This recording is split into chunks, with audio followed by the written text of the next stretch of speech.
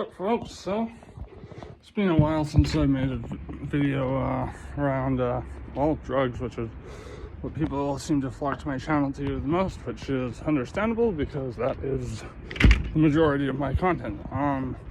Now, I want to talk about the most miserable fucking drug experience, I've done it twice. Both times in very, very high doses, you know, the third, fourth plateau trip or whatever. And bear in mind, I really suggest just not doing this stuff. Like, if you can get the pure powder and you absolutely feel like you need this experience, and that's the way to go. But, I mean, I did it with, you know, the cough capsules combined with, and this was irresponsible on my part the first time round. I drank a whole bottle of NyQuil and ate a pack and a half of cough capsules, and it took a while to kick in, but once it did, I was like, oh, I get why they call this robo-tripping, because I felt like I was just a machine going when I was walking. And holy shit, this trip lasted about 2 days, and I mean, it's really not dissimilar to ketamine, but you know, and ketamine, from what I've heard, I've never even encountered PCP, is pretty much like the same thing, but it doesn't make you a raving psychotic fucking lunatic who, you know, is immune to tasers and shit like that, because, you know, it only lasts an hour. And, you know, I think if it lasted, you know, anywhere past 5 or 6 hours, you know, I could see why people would go into psychosis. Robo-tripping is probably the closest I've been to experiencing psychosis from something that wasn't like the psychosis I did actually experience was from shooting cocaine with heroin way back in the day. Yeah, like the first time I robo-tripped, I was just kicking, and I walked back to my house, my shoulders like this, and I felt just like a clunky machine. And I remember I sat down and I watched Fear and Loathing in Las Vegas, which was something I did all the time while tripping, because me and my friends were obsessed with that movie back then. And I just remember the only thought going through my head was, this isn't a movie I've seen before. What am I watching? And it's just like, I've seen this movie like 15 times by this point. And it felt very different. And then there was a space of time where I don't remember anything. I just remember I woke up in my room probably about 9 hours later, and the ceiling was dripping with what looked like snotty goo. But yeah, no, it lasted like 3 days. I just felt completely unnatural and synthetic, and it just was unpleasant. After I first got hooked on methadone and then was doing heroin a lot and shit like that, I stopped, and then for a brief period I started doing psychedelics again. Like, I was doing 4 grams of mushrooms, 250 micrograms of LSD, that sort of thing. And I was homeless at the time as well. But every now and then my parents would let me stay with them. And so one day, I had been doing ketamine a lot too. I was doing it about twice a week at that point. This was back when ketamine was like half the price of what it is now. I knew my ketamine tolerance was very high, and I was running out of money, so I decided to get 2 bottles of cough syrup and I fucking chugged both of them and started projectile vomiting pretty quickly, and was like, oh fuck, what a waste, what a bloody waste. And this time I made sure that I found the stuff that didn't have like tons of acetaminophen in it, because you know a problem that a lot of people make is they take the cortisone cough caps or whatever, which has acetaminophen in it, and that can, like, you know, cause like, I believe, either liver or bladder failure. It can be potentially toxic. So I found, you know, these store brand versions where it was just primarily dextro and I believe decongestant. But I mean, it seemed puking didn't fucking affect just how much I tripped.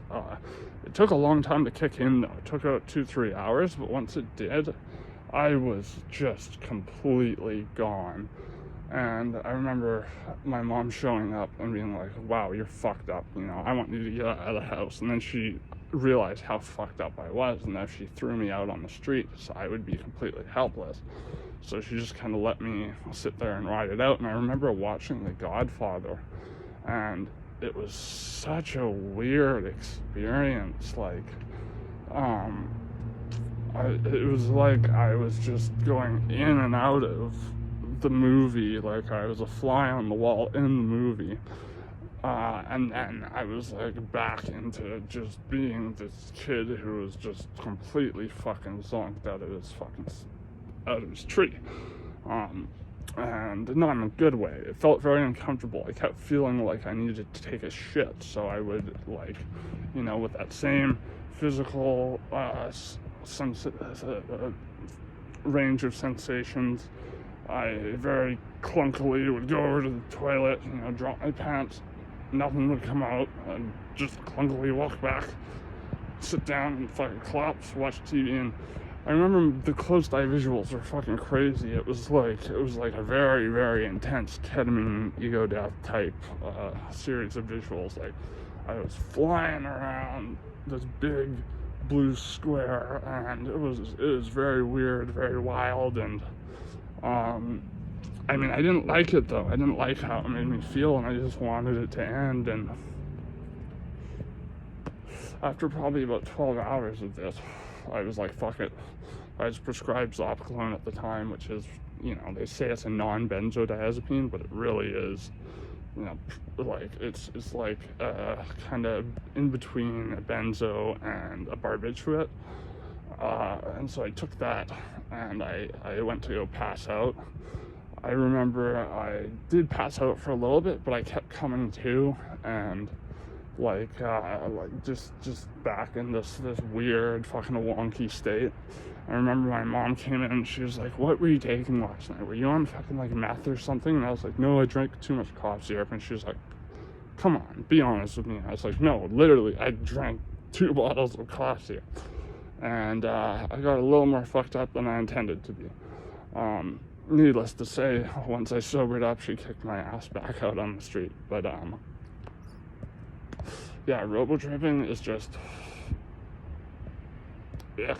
Like, it felt dirty. I felt, you know, ashamed of myself. I felt just completely like I had like such little control over my body, which, you know, is something that you know, especially at the time when I was taking like at least 4 grams of fucking mushrooms or whatever, you know, not unusual for me. But and this was before I had, like, you know, I'd done DMT a couple times, but I hadn't had anywhere near a breakthrough experience. I had ego death from, you know, ketamine and LSD and stuff like that by this point in my life. But like, even the scarier ones, like the 40 hits of LSD, fucking was, in a weird way, preferable to just the utterly unpleasant fucking nature of Robotripping. I mean, it's just, I mean, I like, maybe I would try it again if I was to get the pure powder, because it is legal, so you can order the pure powder. But I mean, I personally just wouldn't recommend it to anyone. You know, one of the reasons I think PCP died out as a recreational drug, at least in my provinces, because the Hells Angels have a monopoly on it, so if anyone else sells it, you know, that puts a giant target on your back. But also, ketamine does the same thing, just doesn't last fucking like 9 hours or whatever. Would I do PCP if I was granted access to like pure lab-made PCP and not like fucking something a person made in their bathtub? Because from what I've seen, the wet, the sherm or whatever, it looks like a very gross and pure product, just full of adulterants, and yeah, just nasty business, nasty business. And I would take like several precautions if I was to ever do fucking PCP. And the one I wanted to do was I believe it was MXE or whatever, methoxetamine, which was a ketamine analog that was illegal around the time mephedrone was. And mephedrone was, I found that a fun drug, except I remember I did it once, and like my lips and my friend's lips turned blue, and that was kind of worrisome, because that is usually indicative of your brain not getting enough oxygen. And I also did see a couple people do it and have sort of adverse reactions to it, but whether that was, you know, their true self coming through because they're under the influence of a drug, or the fact that it was an RC chemical, and we didn't quite know for sure what we were getting, because this was back before we, you know, decided to get our shit tested before doing it. I mean, I otherwise, I found it to be the best cocaine alternative out there, because it felt like a combination between cocaine and MDMA, and also it being a synthetic compound. If it caught on and replaced cocaine, I think that would do wonders for the world, as cocaine is so insanely destructive because of its cultivation and you know, the fact that it's the cartels that are the ones who are running it. Like, now, I have nothing wrong with ingesting like coca leaf extract, which I haven't done in a long time, because I find, you know, like dexedrine feels about the same, if not like more strong in terms of its effects and longer lasting, but and you know, coca extract is fucking expensive. And I also found out that the place I was going to get my coca extract, I thought they were growing it themselves, but they were indeed outsourcing it, so they probably were contributing to the problem, if anything. But you know, like coca leaves itself, they have, you know, a great deal of calcium, protein, vitamins. This is why it's, you know, central to a lot of mountain-dwelling tribes in Peru and whatnot, in addition to the fact that it, like cocaine, opens up your capillaries and your blood vessels and allows circulation to occur in your body with a bit more efficacy. But yeah, I mean, especially because I have a history of, you know, injecting cocaine, which is like the most fiendish fucking high ever. And I've smoked crack like twice, but it's like 100 times more potent, and crack lasts about 30 seconds. Cocaine IV lasts about 5 minutes, and then you're fiending to do more. But I mean, it makes you feel like you're fucking about to have a heart attack. Your heart's going and your ears are going, and that's what people chase, is that bell ringer. That's what they call it. I never did IV mephedrone. I did IV 3-MMC, which felt very similar to cocaine, and it was just as fiendish. So I'm not exactly a big fan of that. But yeah, I would not recommend robo-tripping. I would not recommend cocaine, and if you can get pure mephedrone, especially if you're someone who's a heavy cocaine user and you want something else.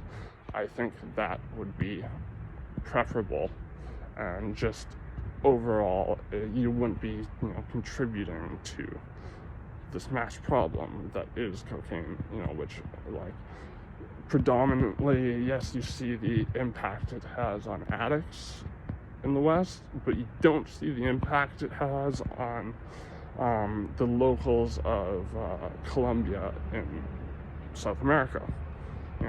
Like I think I've mentioned this before, but I saw Wade Davis do a kind of event, and it was a very small event, and I've been a big fan of Wade Davis. Like, he was one of the first white men to do ayahuasca, and he also wrote the book Serpent and the Rainbow, which was made into a very, very campy horror movie that is really a guilty pleasure of mine, which bears almost no similarity to what actually happened. But he was essentially paid by a pharmaceutical company to find out what was creating these zombies in Haiti, and he discovered that it was a combination of what's the toxin called? It's in pufferfish. It's like tetrotoxin or something like that.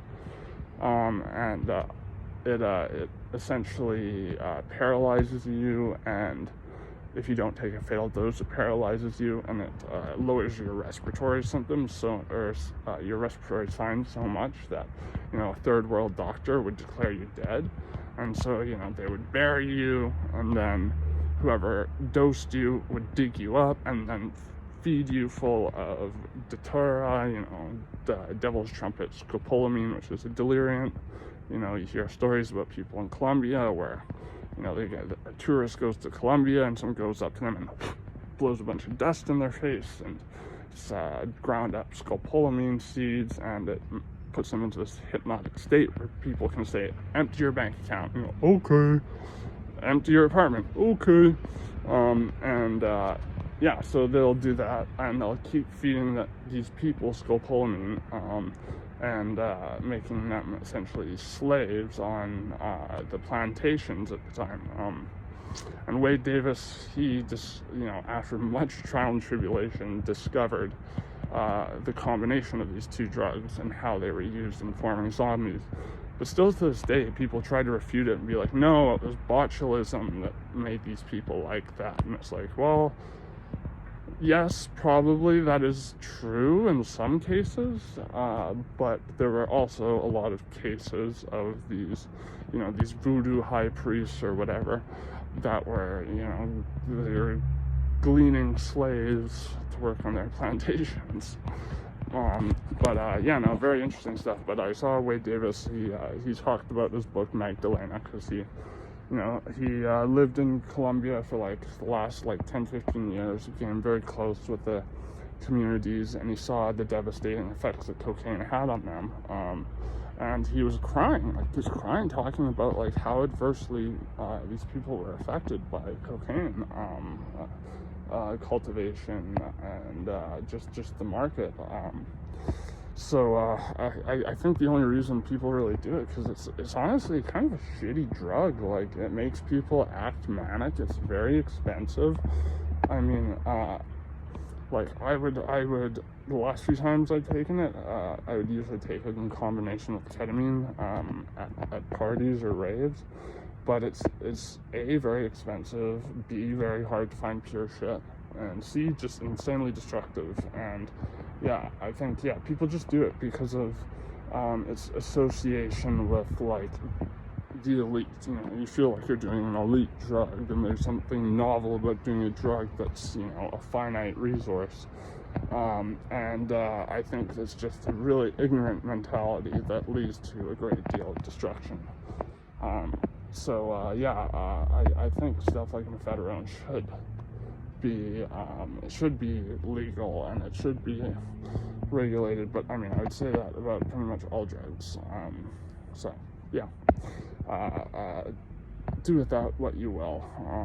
Anyways, I'll leave it at that before I tangent into 10 different things. Bye-bye.